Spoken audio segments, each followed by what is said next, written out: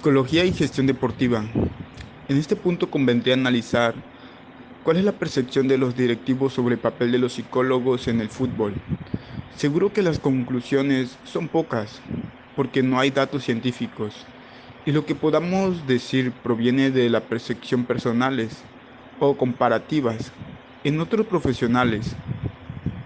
A mi juicio, hay un desconocimiento total por parte de los gestores de los clubes de fútbol sobre nuestro trabajo y poca predisposición para ficharnos. Lo que perciben son ideas preconcebidas, teorías implícitas, perjuicios, creencias estereotipadas. Claro que hay excepciones, pero todavía una vez trabajando, se nos considera más exóticos que productivos. Los directivos rara vez nos creen importantes, aunque a decir verdad tampoco molestamos. En alguna ocasión ya les he dicho a mis compañeros en el Real Zaragoza que el psicólogo es como el aguacate en la ensalada. Si esta no molesta, ¿por qué no resta sabor a los ingredientes más sabrosos? Y si no está, nadie lo echa de menos.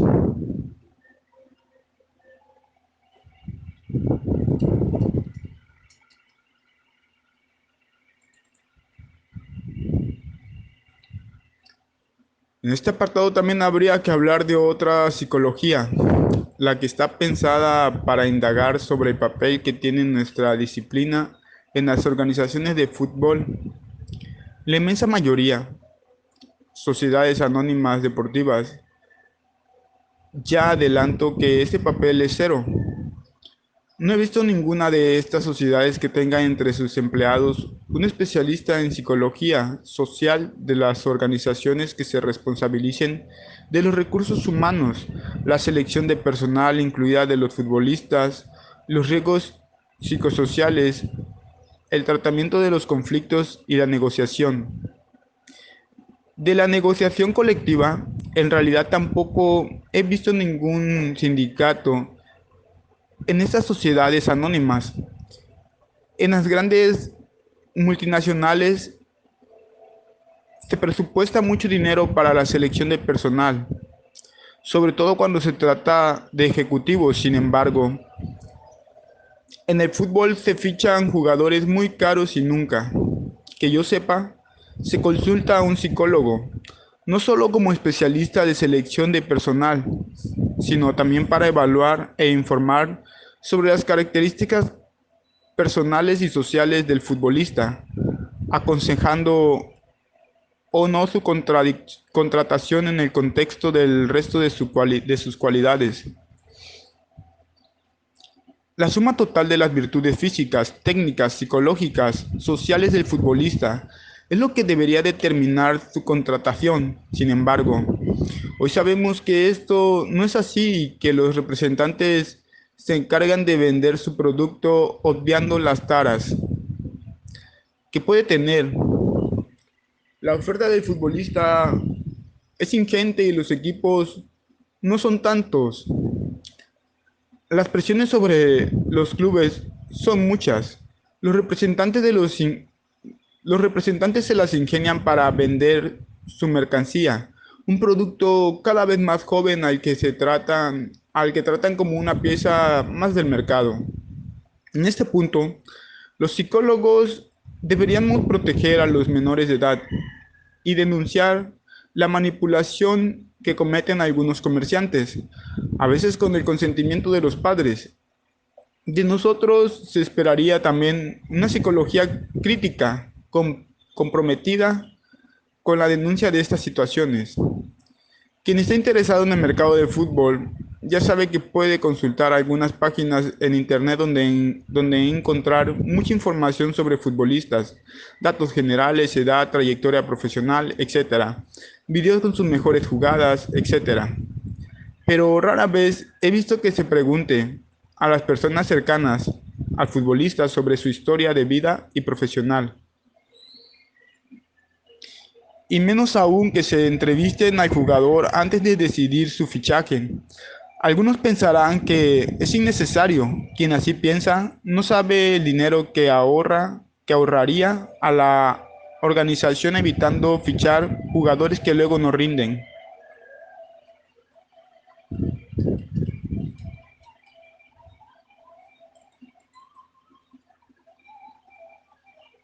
6. Psicólogos, entrenadores y preparadores físicos. Las relaciones de trabajo con los entrenadores son varias. Cuando solo tienen formación como tales, realizan los cursos que los capacitan para ello, nivel 1, 2 o 3. Rara vez saben en qué consiste nuestro trabajo y no nos perciben como necesario. Hay excepciones notables, claro está. Esto cambia cuando los entrenadores tienen formación universitaria, generalmente en ciencias de la actividad física y del deporte. Y cuando trabajamos con preparadores físicos, obviamente con la formación anterior. Estos últimos entrenadores universitarios, si no han sido jugadores profesionales, trabajan generalmente en el fútbol amateur y tienen difícil progreso en su carrera laboral. Es como un techo de cristal, bien descrito en psicología social de las organizaciones cuando se habla del sexismo, que impide su progresión profesional. A mi juicio, este es otro de los motivos por los que los psicólogos trabajamos generalmente en el fútbol base, donde predominan entrenadores del segundo tipo, licenciados en ciencias de la actividad física y del deporte, y se ven escasos psicólogos en el fútbol profesional, donde predominan los entrenadores del primer tipo, exfutbolistas profesionales. Lo más habitual es que estos entrenadores defiendan verbalmente el trabajo del psicólogo, aunque en realidad rara vez cuentan con nosotros. Cuando se le pregunta, no paran de ensalzar la importancia de la psicología en el fútbol, pero no consultan con los especialistas. Ellos mismos se consideran psicólogos, incluso los medios de comunicación los consideran como tales, asumiendo una cualificación de la que carecen. Es cierto que tienen experiencia en el fútbol, en el trato con los jugadores, pero de ahí no se debería de atribuir unos conocimientos de materia de psicología que no poseen. El decálogo entre tener experiencia en la vida y poseer una licenciatura en psicología es muy grande. Es algo así como si escribir en el ordenador fuera lo mismo que ser ingeniero informático. En cualquier caso, cuando un psicólogo o psicóloga comienza a trabajar en el mundo del fútbol, lo primero que tiene que hacer es ganarse la confianza de los técnicos. A partir de ahora, cuando hable de técnicos, me refiero indistintamente a entrenadores y preparadores físicos y de los jugadores. Hay que trabajar despacio, dar a conocer los métodos, construir una interacción apropiada, mantener la discreción, proponer ideas,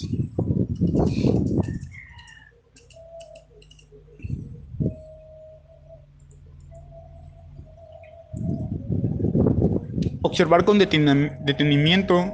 Los entrenadores deben percibir que tienen una ayuda más, alguien en quien consultar sobre mentalización de deportistas.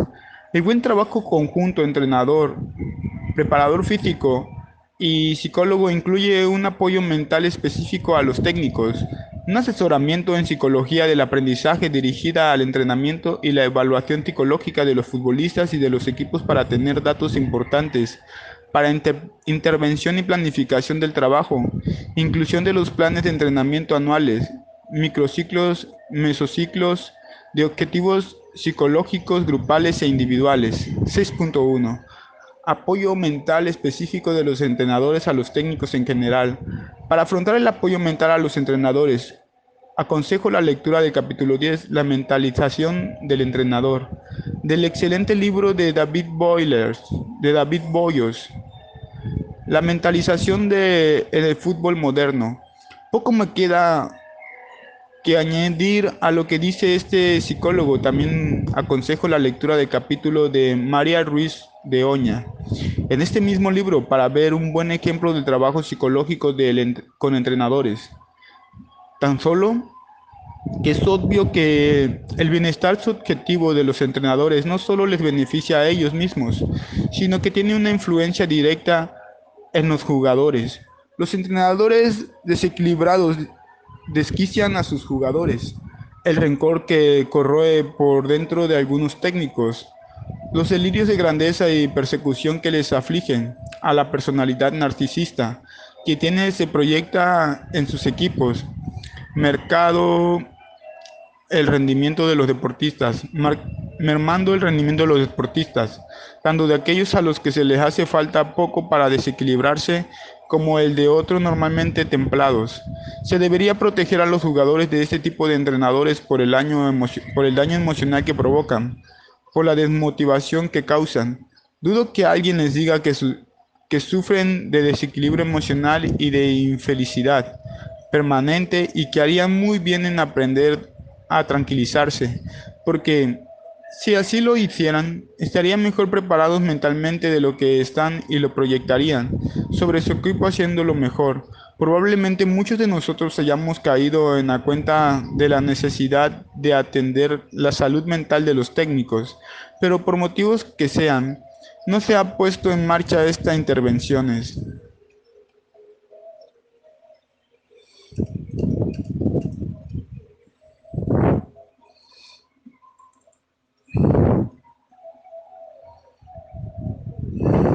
El éxito de un entrenador consiste en su formación en materia de fútbol y en su personalidad.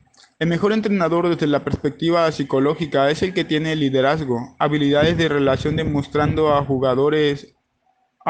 las jugadores un apoyo sincero y real de comunicación, capacidad para persuadir y para manejar las tensiones que surgen inevitablemente en trabajar con otras personas, tácticas para abordar conflictos mediante la negociación para crear espíritu colectivo tanto a todos en el, uh, para crear espíritu colectivo dando a todo el mundo un papel importante. Los entrenadores, líderes e inteligentes consultan, delegan, reconocen sus deficiencias y saben rodearse de colaboradores eficientes. Además, preparan las tareas de antelación, se toman sus responsabilidades en serio, comprenden los propósitos del grupo. No hablan de sus años de experiencia ni cuántos años han sido profesionales como futbolista, lo que implica falta de capacidad. No estimulan la formación de camarillas, empresan expresan sus opiniones de forma asertiva, corrigen de forma serena, educada y dialogante, hacen críticas asertivas, escuchan sentimientos, derechos e intereses, reaccionan de forma afirmativa ante los propios errores y faltas, aceptándolos sin más, reconocen el error. Todo lo contrario, es un entrenador con una personalidad narcisista que se caracteriza por los siguientes rasgos. Este tipo de entrenadores no crea nada en los equipos que dirigen salvo ganas de que los cesen. Autoimportancia. Exagera los logros y capacidades, espera ser reconocido como superior, cree que es especial y único y que solo puede ser comprendido por personas especiales de alto estatus. Fantasías de éxito, poder, belleza, etcétera. Exige administración excesiva, pretencioso, expectativas sobre recibir un trato de favor especial o que se cumplan sus exigencias, explotador, impersonal, saca provecho de la relación con los demás para alcanzar sus metas.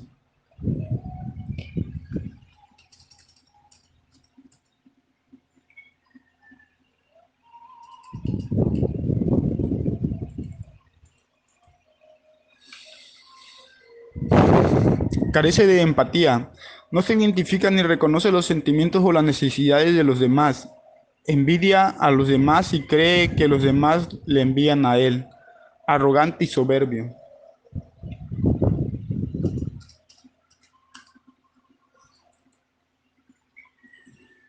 6.2 Psicología del aprendizaje.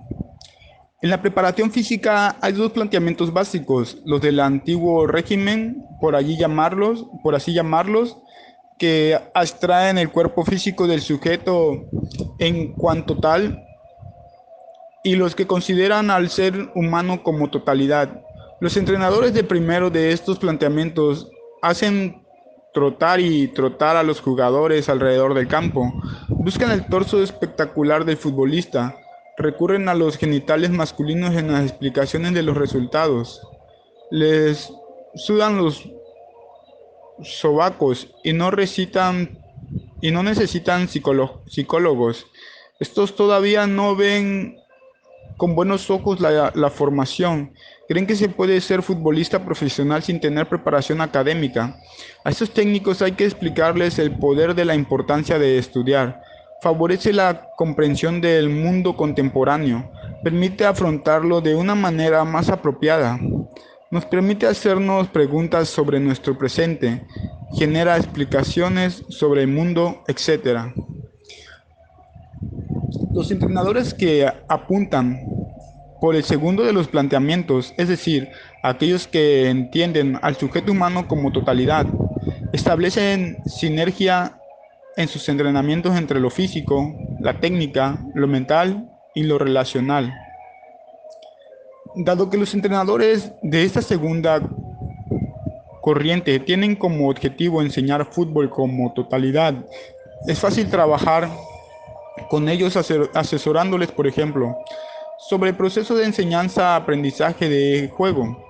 Cualquiera que observe los entrenamientos de hoy en día verá que los ejercicios que plantean los técnicos están muy relacionados con las teorías más actuales en psicología y en la enseñanza del aprendizaje, y que el trote borriquero alrededor del campo ha dejado paso a actividades significativas. El jugador de fútbol ya no es un aprendiz pasivo que engulle enseñanzas, sino que se implica activamente en su formación con colaboración con sus iguales. El objetivo es formar futbolistas que jueguen con belleza, futbolista cabeza pensantes y no cabeza almacenes, parafraseando a Ramón y Cajal, que en infancia y juventud sostienen que en su escuela, como único método pedagógico, reinaba el memorismo puro. Preocupábanse de crear cabezas almacenes en lugar de cabezas pensantes, forjar una individualidad mental, consentir que el alumno, sacrificando la letra al espíritu, se permitiera cambiar la forma de los enunciados. Eso ni por pienso. Allí, según ocurre todavía hoy en muchas aulas, sabía solamente la lección quien la recitaba fonográficamente, es decir, disparándola en chorro continuo y con gran viveza y felicidad la ignoraba, y era por ende severamente castigado. El escolar, a quien se le paraba momentáneamente el chorro o titubeaba en la expresión o cambiaba el orden de los enunciados,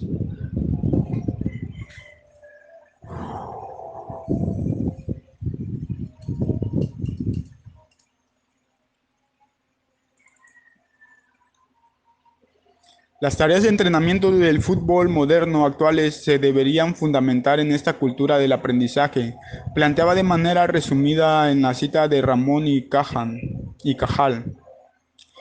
y analizada actualmente de manera ejemplar por Ignacio Pozo en su obra Aprendices y Maestros. El capítulo de María Ruiz de Oña en este mismo libro desarrolla muy apropiadamente esta nueva cultura de la enseñanza-aprendizaje aplicada al fútbol. No hay un solo tipo de práctica eficaz para todos los aprendices. La cantidad de prácticas es fundamental en cualquier aprendizaje. Cuanto más practicamos algo, más probable será que lo aprendamos. Cuanto más complejos son los resultados que esperamos, más práctica se necesita. Es importante conocer cómo se distribuye esta práctica. Es más eficaz separar las lecciones que la práctica intensiva. El aprendizaje se ve influenciado por el tipo de práctica. Una práctica respectiva fomenta el aprendizaje asociado, mecánico. Una reflexiva requiere del futbolista comprender lo que está haciendo. Una práctica basada en situaciones abiertas con reflexión del aprendiz y una comprensión que fundamente sus decisiones conduce a un aprendizaje más fácil de generalizar que una práctica basada en situaciones cerradas. En ejercicios que solo implican aplicar rutinariamente aprendizajes anteriores sin comprender cómo ni por qué, comprender requiere plantear las tareas de aprendizaje como problemas a los que hay que encontrar respuesta o solución y no como ejercicios en los que se trata solo de repetir respuestas que hayan tenido éxito anteriormente. Los problemas son motivos para la reflexión, los ejercicios para la repetición, promover la reflexión sobre los conocimientos. Hay que dosificar la cantidad de información nueva y automatizar los conocimientos básicos, plantear tareas abiertas y fomentar la cooperación. El aprendizaje es una actividad social.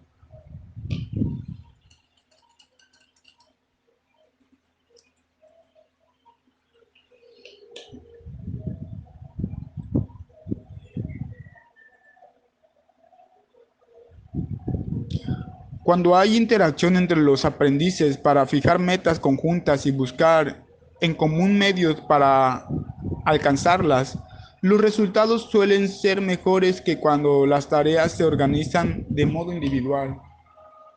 Cooperar para aprender y aprender en interacción, convertir el aprendizaje en una empresa común, ayudándose unos a otros, construcción de una cultura cooperativa sin que los aprendices eludan sus responsabilidades individuales.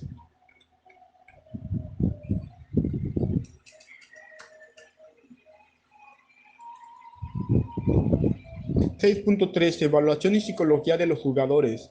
El psicólogo recoge datos cualitativos a través de las entrevistas y de observación participante.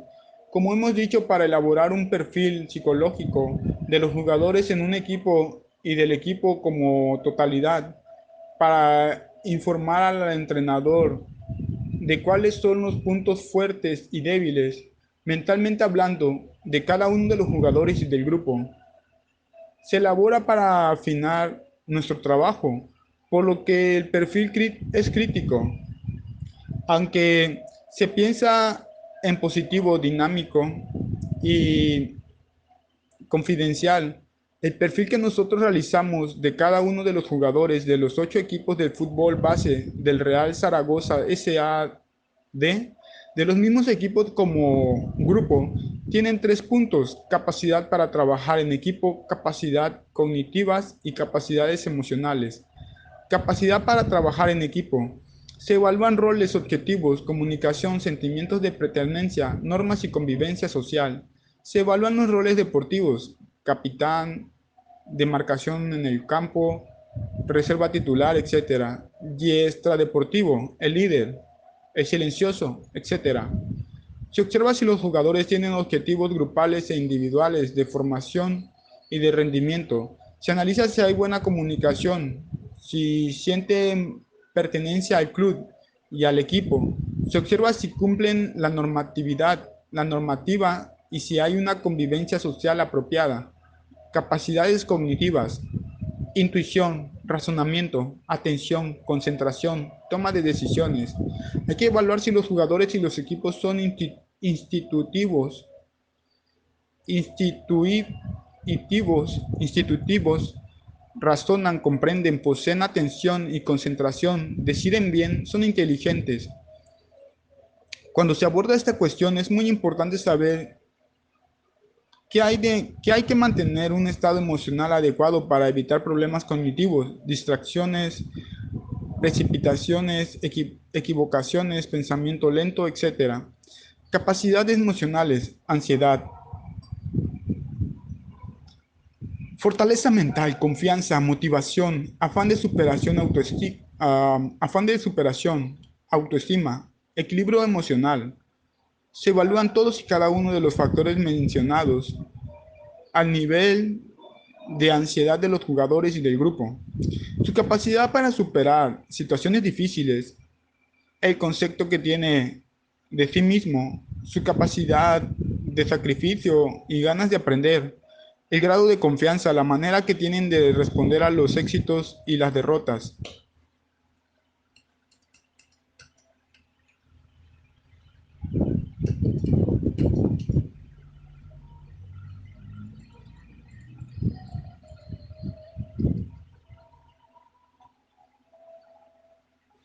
La manera de entender estos conceptos y verlos aplicados a la realidad es presentado como ejemplo un informe de un jugador, como se ve. Las observaciones sobre el jugador se van actualizando cada temporada. Estos datos se recogen también sobre los equipos y se elabora también un documento similar al que presentamos, aunque por razones de espacio solo describimos el que hacemos sobre un jugador individual y no el de un equipo. Así, el entrenador dispone al principio de la temporada de un informe psicológico como el que sigue cada uno de los jugadores de su plantilla y del informe del equipo como grupo. Julio, rasgo psicológico como futbolista. Primer informe elaborado en marzo del 2008. Capacidad para trabajar en equipo, roles, objetivos, comunicación, sentimiento de pertenencia, normas y convivencia social. Creo que Julio es selectivo en cuanto a las relaciones que hace dentro del equipo, con aquellos que considera líderes. Se mostrará amigable y buscará alianza con otros jugadores menos carismáticos. Puede tener Puede tender a ignorarlos, a mostrarles fría indiferencia e incluso a menospreciarlos. A mi juicio, en general, no es un jugador amistoso, amigable y de trato fácil y agradable. Como digo, en las interacciones sociales puede mostrarse en ocasiones irrespetuoso, didactorial, entre otras cosas, porque carece del don de sentirse en la piel del otro. Puede que nadie se atreva a contrariarle.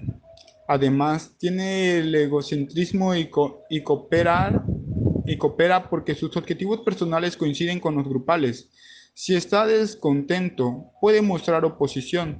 Si está a gusto, puede ser uno de los jugadores con los que haya que contar porque puede arrastrar positivamente el equipo.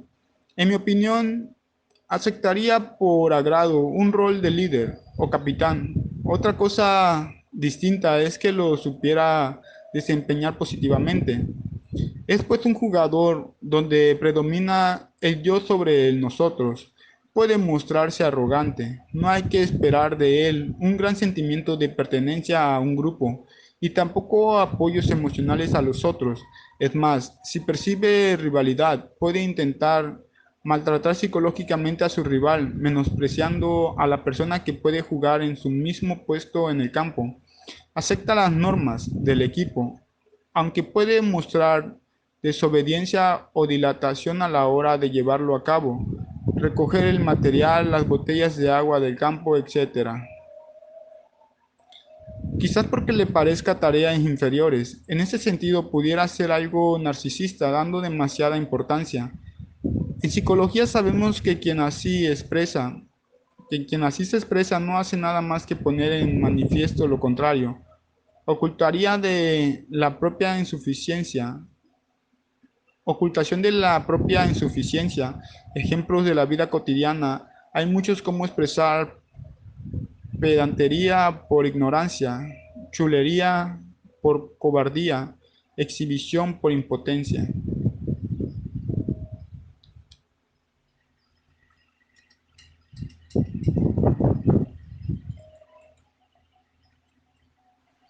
Adulación por envidia, moralismo por incidencia y un largo etcétera. En el caso de Julio, su frialdad emocional exterior puede que le proteja de debilidad interior, así evita que le hagan daño. En cualquier caso, todo lo que estoy diciendo no tiene por qué ser perjudicial de cara a jugar al fútbol. De hecho, el carácter apuntado puede motivar virtudes importantes para el rendimiento, aunque el compañerismo no sea una de ellas. Posee una individualidad que se expresa en propia mentalidad, responsabilidad, autonomía, sinceridad, autodisciplina, opinión propia, falta de timidez, sensación de libertad. Sabe lo que quiere, por lo que interpreto, siente que contribuye al proyecto común y está integrado. Se siente competente y percibe que tiene actitudes que benefician al equipo. Tiene éxito y reconocimiento. Debería proyectar todo esto en positivo. No quiero incluir sin añadir que su cultura deportiva es buena. Lleva jugando muchos años al fútbol y además hay tradición familiar. Capacidades cognitivas, intuición, razonamiento, atención, concentración, toma de decisiones. En mi opinión, Julio posee intuición suficiente como para tener visión de juego, movimientos de los compañeros y de los contrarios, espacios vacíos, etc. Creo que también es inteligente para comprender las indicaciones del entrenador y adaptarse a las situaciones inesperadas. Por todo ello, podemos aventurar que es ágil mentalmente y que está capacitado para tomar decisiones oportunas. Tal vez sea su estado emocional el que perjudique estas decisiones, no su capacidad de raciocinio. Al leer el siguiente apartado, se puede entender mejor lo que quiero decir. No dudo de que tu capacidad de atención y de concentración sea adecuada para su edad. Ahora bien, quizás sea sensible a algunas distracciones, pudiendo cometer errores por ello. Debido también a su estado emocional, las notas escolares confirman que su desarrollo cognitivo es adecuado. Además, su tutora resalta como algo muy positivo el alto interés y esfuerzo que demuestra en el instituto. Capacidades emocionales, ansiedad, fortaleza mental, confianza, motivación, afán de superación, autoestima, equilibrio emocional. Pienso que se puede esperar de este jugador que responda bien en situaciones de tensión. Es decir, no creo que tenga miedo a asumir responsabilidades como controlar el balón, anticiparse, cometer faltas, etc. Quizás sí se pueda perder los nervios ante la frustración, un mal arbitraje, un resultado adverso inesperado, etc., mostrando enfado y tal vez agresividad verbal y física. A mi juicio, dispone de fortaleza mental como para resistir ante la dificultad, superando situaciones difíciles y no arrojar la toalla. Siente confianza y seguridad en sí mismo y su compromiso con la actividad es alto. Le gusta jugar al fútbol, disfruta haciéndolo y está muy motivado por seguir haciéndolo. Por todo ello, todos esperamos de él mayor dedicación, esfuerzo y sacrificio tratando de que no se acomode. Observaciones generales. Ya sabemos que el ambiente familiar del joven es inapropiado. Vive con su madre y su padre tan apenas lo ve. Esto no es lo peor, sino los reproches y los remordimientos que tiene hacia él.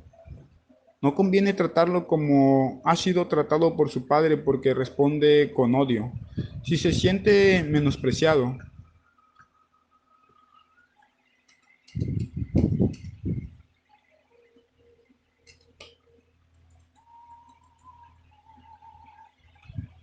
Si se siente menospreciado, puede transferir el resentimiento mencionado a otros adultos, inclusive un entrenador. Si se mostrara despectivo, habría que entenderlo en esta lógica. Puede que el jugador esté absorto a la problemática familiar. Esto puede generar algunos problemas de concentración. Por ejemplo, de cara al futuro, habrá un daño emocional en el hijo, pero no sé si esto se proyectará en el fútbol o no.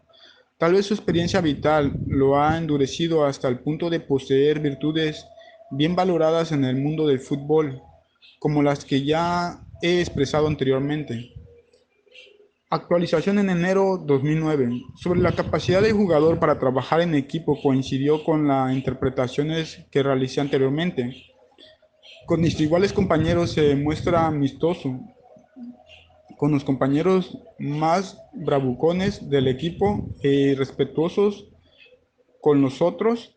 En cualquier caso, siempre quiere aparecer como el más matón. Obedece a los adultos que tienen algún poder sobre él, entrenadores que lo pueden dejar sin jugar, por ejemplo. En ningún caso es un joven amistoso, de trato fácil, sino todo lo contrario.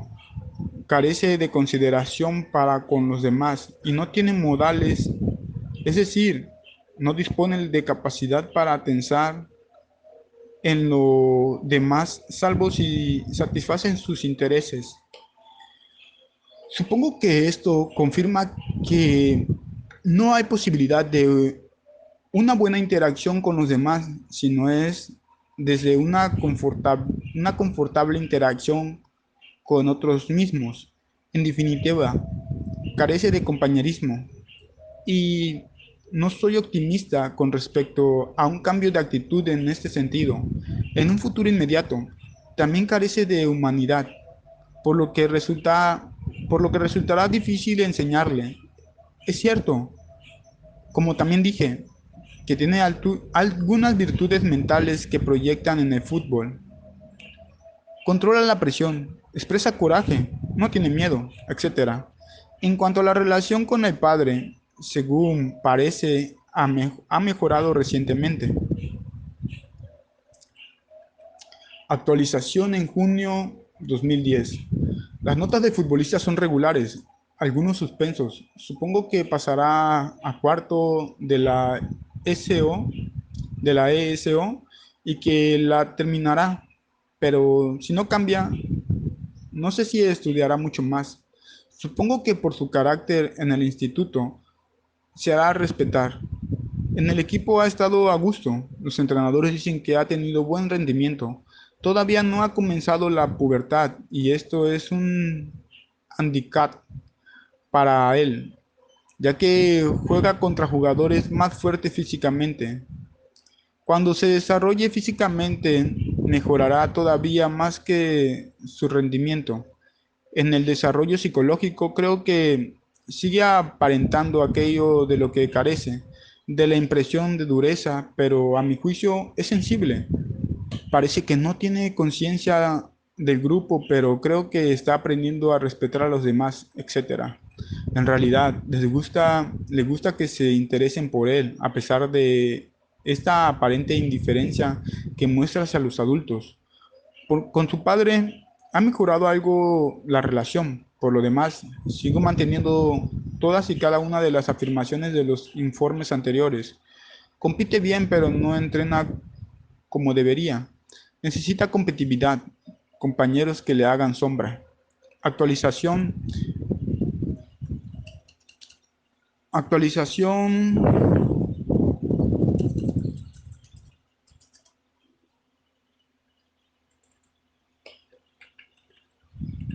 actualización en mayo 2011, julio. Julio ha mejorado en los estudios y en la relación con su padre. Percibo que puede seguir estudiando y que ha superado parte de los conflictos familiares.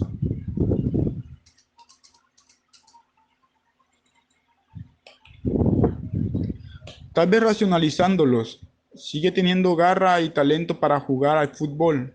Para que pueda progresar, le hemos propuesto que debe mejorar en compañerismo. 6.4.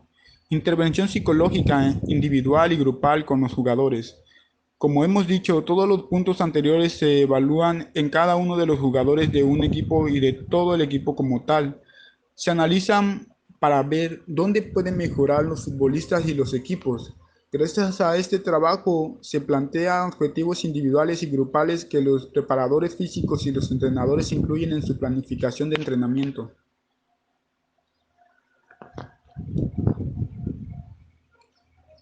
Intervención psicológica individual. Cada jugador de cada equipo tiene unos objetivos físicos, técnicos y psicológicos que trabajar.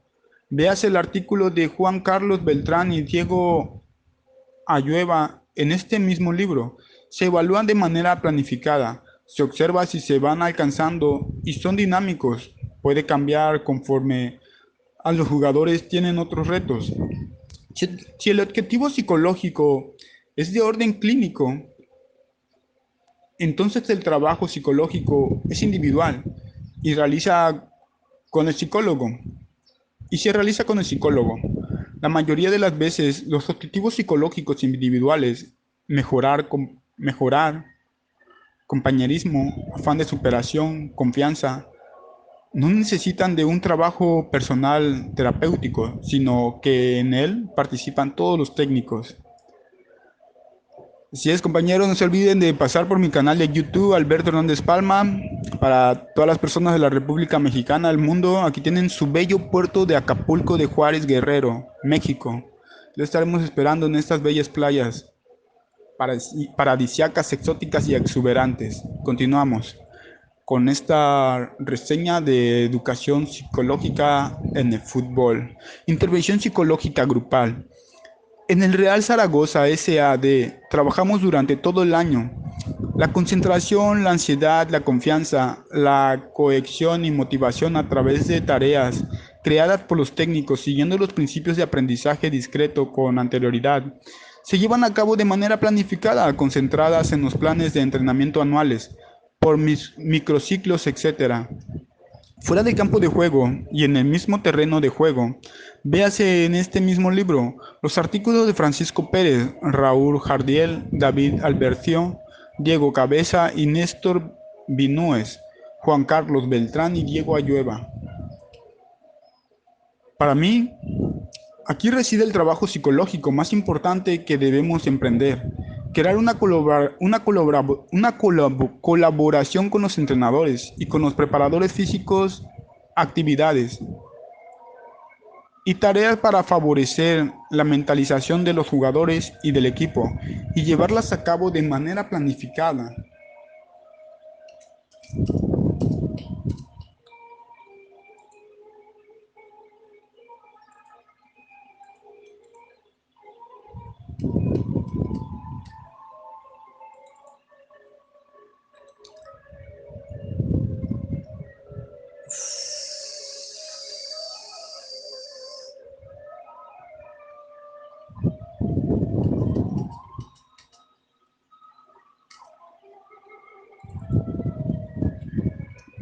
En este libro hay varios ejemplos de este tipo de trabajo.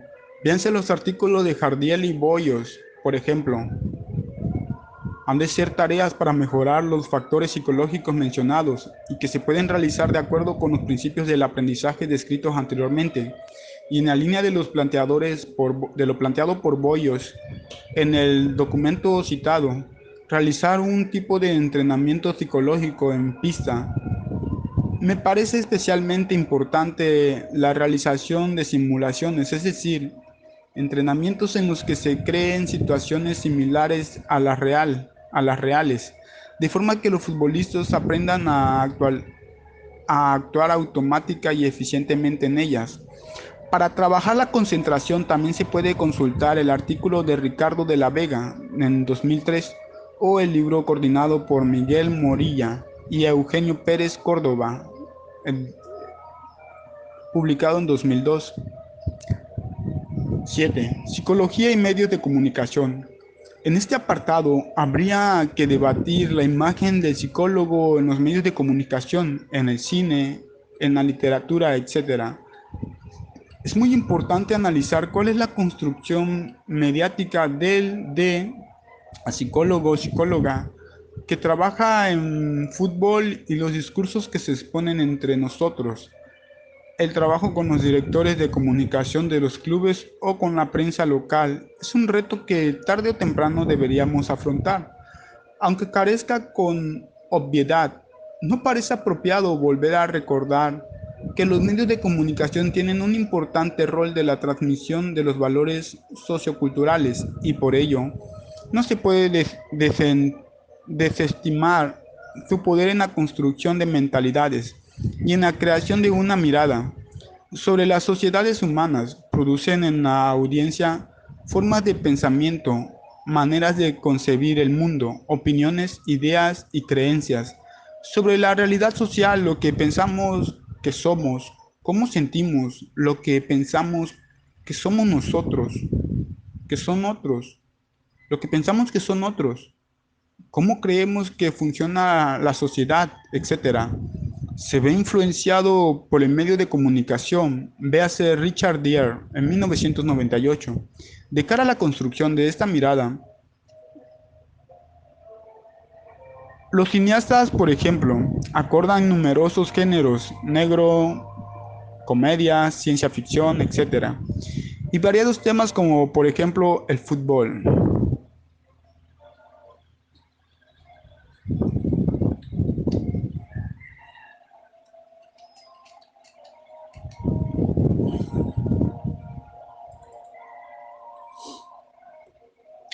Por lo que puedo interpretar, encontramos en, situa- en situaciones sobre nuestra labor que tiene que hablar del psicólogo de manera peyentoria, peye- peyorativa, peyorativa. Seguimos siendo noticia no por nuestro trabajo cotidiano, sino cuando un equipo no consigue resultados o si un jugador disminuye notablemente su rendimiento. Se recibe que nuestra intervención se lleva a cabo porque hay problemas y debilidad individual o grupo para resolverlos. Esto no nos favorece en absoluto, ya que nos convierte en sinónimo de malestar. Asociarnos con la patología mental nos deja de los futbolistas, nos aleja de los futbolistas y de los entrenadores. En el mejor de los casos para los medios somos más una curiosidad que algo que hay que tomar en serio. Por todos estos motivos es muy importante que construyan una imagen favorable de nuestro trabajo, por lo menos más realista, porque aportaría su granito de arena para vencer resistencia hacia el poder entrar en el mercado del fútbol, en- para vencer la resistencia la resistencia, a ver, porque aportaría su granito de arena para vencer resistencias hacia este y poder entrar en el mercado del fútbol de manera justificada. Conclusiones. La psicología es muy importante. Esta es una frase que llevo escuchando una y otra vez durante los últimos años. Sin embargo, cuando te ofreces para trabajar, te ignoran porque nos perciben como innecesarios. A mi juicio, uno de los motivos de que esto sea así es porque no se sabe lo que hacemos.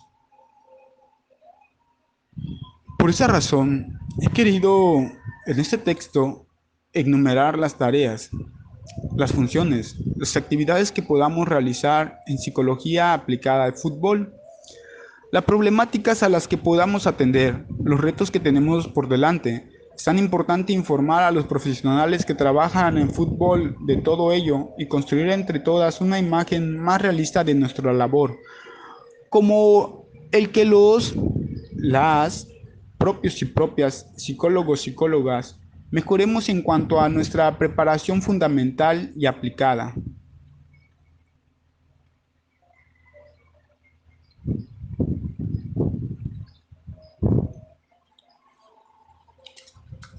Y como referencia bibliográfica, este texto fue tomado de Bollos, publicado en 2006, La mentalización en el fútbol moderno, guía práctica para entrenadores y futbolistas, Madrid, Biblioteca Nueva, Cantarero, publicado en 1998, Cultura Alimentaria y Deporte, Comensalia y Fútbol. J. Martínez de Castillo, Com, Deporte y calidad de vida, investigación social y deporte. Número 4, Madrid, Librería Deportiva Esteban Sanz. PPP de la página o algo así, 7184. Publicación del 2001, El futbolista como construcción sociocultural. En M, Laties P, Martos y J. L. Paniza, Combs Deporte y cambio social en el umbral del siglo XXI, investigación social y deporte número 5, Madrid, librerías deportivas. Esteban Sanz del volumen 2 de la página 93 a 103. 2003, la percepción social del doping en el deporte. En FX Medina y R. Sánchez Edes, Cultura en Juego, Ensayos de Antropología del Deporte de España, Barcelona, Icaria, pp. 325 a 338. Bueno, entre ellas. Los dejo de momento, chicos de YouTube, compañeros, corto la transmisión, espero el día de hoy, siendo las 13:30 de la tarde, poderles rendir otro ensayo, otro audio. Para los que están visitando el canal de YouTube, pues se van a quedar en espera un momento.